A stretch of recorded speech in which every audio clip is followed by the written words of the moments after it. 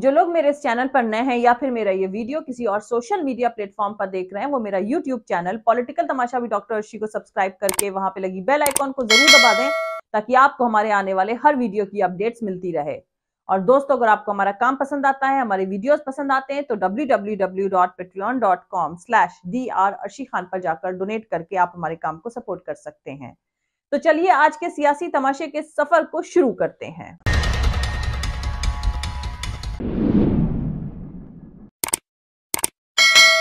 BJP की हुकूमत वाले उत्तर प्रदेश में ट्रेन के अंदर एक मुसलमान कारोबारी आसिम हुसैन को कपड़े उतारकर भीड़ ने बेल्ट से पीटा और मजहबी नारे लगाने के लिए मजबूर किया। इस संजीदा वारदात के बाद पुलिस ने 2 लोगों को मामूली धाराओं में गिरफ्तार किया है।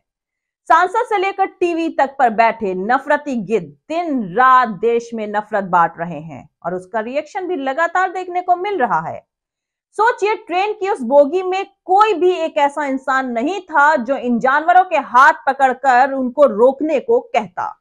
किसी दूसरे मजहब के बेबस इंसान को जानवरों की तरह पीटकर उससे अपने धर्म का नारा लगवाने से कौन से मजहब का खुदा या भगवान खुश होता है? सबको पता है कि नफरत और वायलेंस किसी भी मजहब की इबादत में शामिल नहीं है। फिर उस धर्म को फॉलो करने वाले इस नफरती सियासी तमाशे के खिलाफ खड़े नहीं हो रहे हैं। हाल ही में उत्तराखंड के उत्तरकाशी के सलरा गांव में मंदिर में दाखिल होने पर दलित युवक को 16 घंटे तक बांधकर बेरहमी से पीटा गया। और अब दिल्ली से मुरादाबाद जा रहे कारोबारी आसिम हुसैन को सो कॉल्ड धर्म रक्षकों ने चलती ट्रेन में पीटा और जबरदस्ती जय श्री राम के नारे लगवाए। बताने की जरूरत शायद है नहीं, लेकिन फिर भी बता देती हूं कि दोनों स्टेट्स में बीजेपी की सरकार है। दोस्तों, ट्रेन में सफर कर रहे मुरादाबाद के कारोबारी आसिम हुसैन की हिंदुत्ववादी दहशतगर्दों ने लिंचिंग करने की कोशिश करी।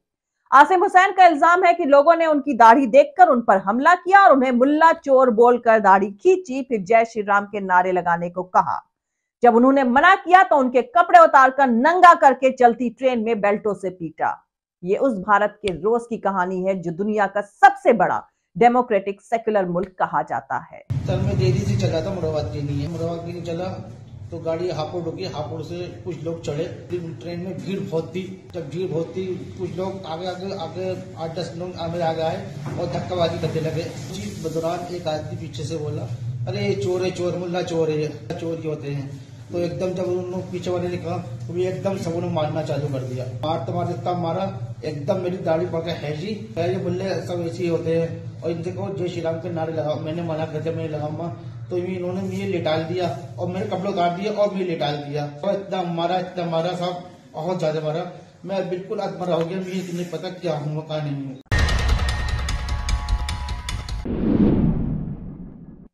अभी कुछ ही दिनों पहले राष्ट्रीय स्वयंसेवक संघ यानी आरएसएस से निकाले जाने के बाद अपना वजूद बचाने की जद्दोजहद कर रहे प्रवीण तोगड़िया ने मुसलमानों के खिलाफ जहर उगला था। प्रवीण तोगड़िया ने उत्तराखंड के गदरपुर में मीडिया को एड्रेस करते हुए कहा था कि हिंदू धर्म की रक्षा के लिए वो 2 करोड़ नौजवानों को त्रिशूल बांटेंगे और उनको हर दिन प्रैक्टिस भी कराई जाएगी।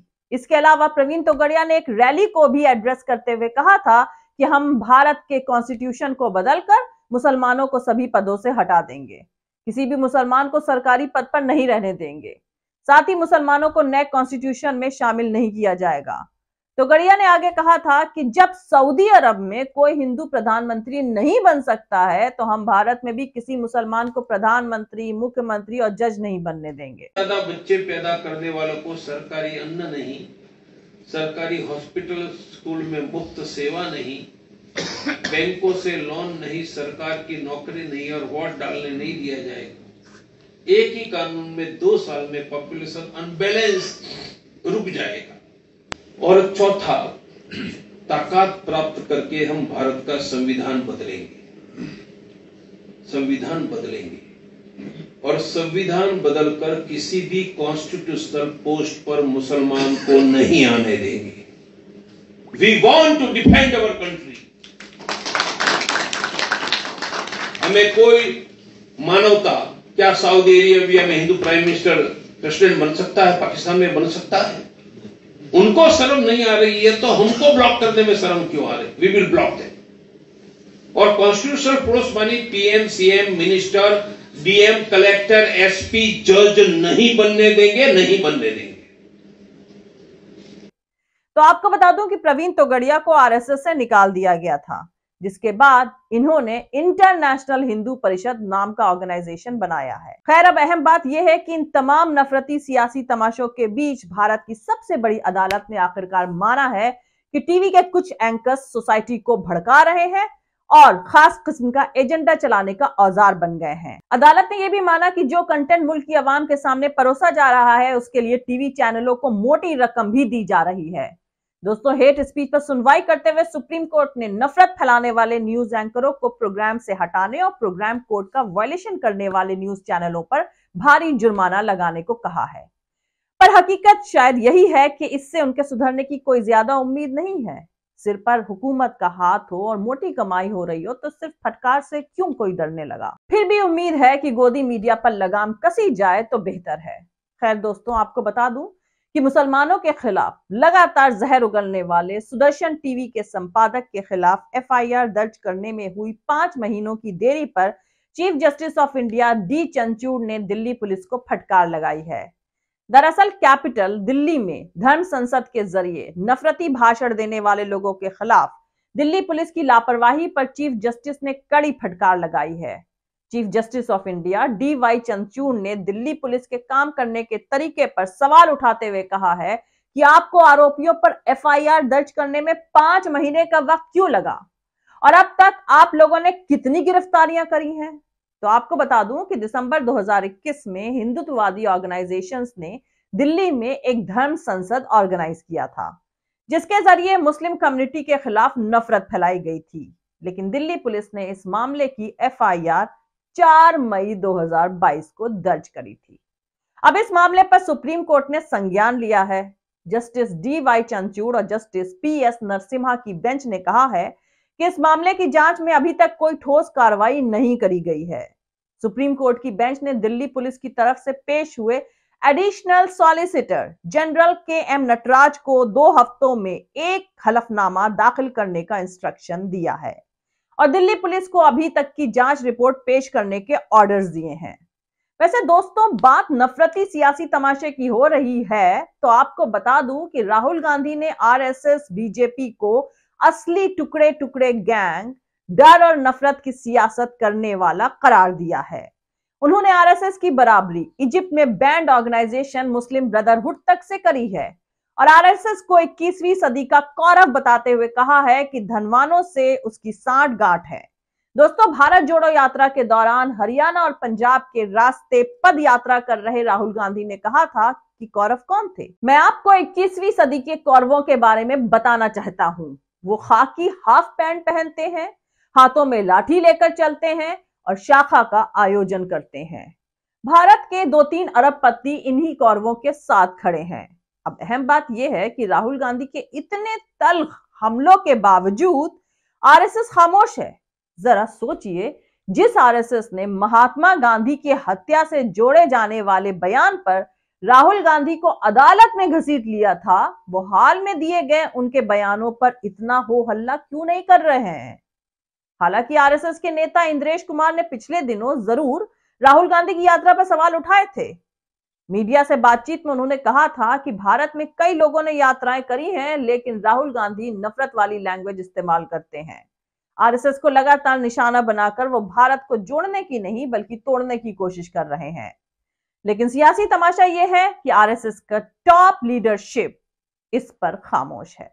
आरएसएस के चीफ मोहन भागवत हाल फिलहाल कई प्रोग्राम्स में शिरकत कर चुके हैं और मीडिया से भी उन्होंने कई बार बात करी है, लेकिन इस मुद्दे पर वो खामोश ही रहे हैं। दरअसल दोस्तों, आरएसएस में एक तरह की फीलिंग है कि नरेंद्र मोदी बीजेपी की रहनुमाई कर रहे हैं, नरेंद्र मोदी ही आरएसएस को भी कंट्रोल कर रहे हैं।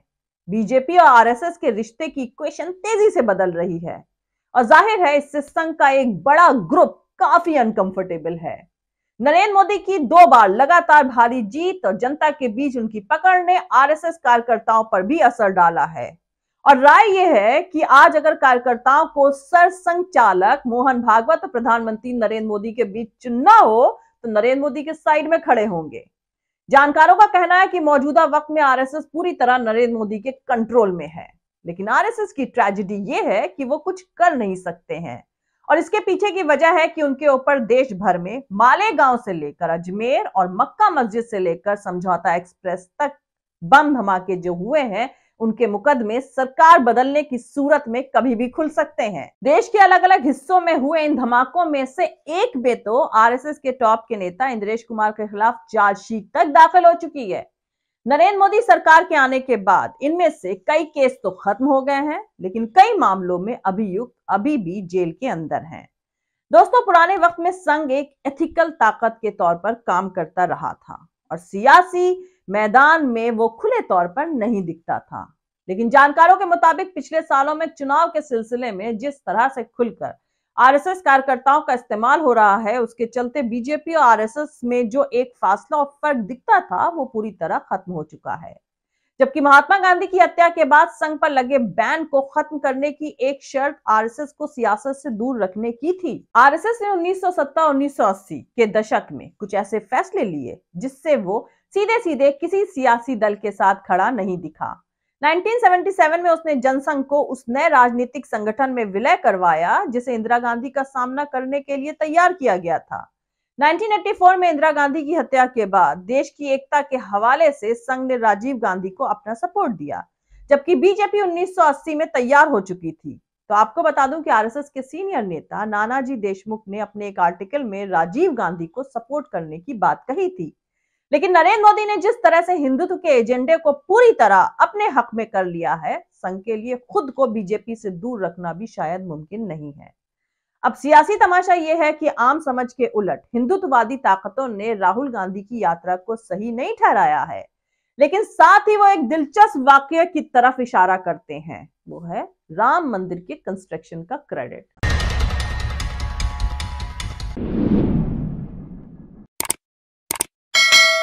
तो दोस्तों, आज के लिए इतना ही। मिलते हैं अगले वीडियो में किसी दूसरे नए सियासी तमाशे के साथ। जय हिंद, सत्यमेव जयते, अल्लाह हाफिज।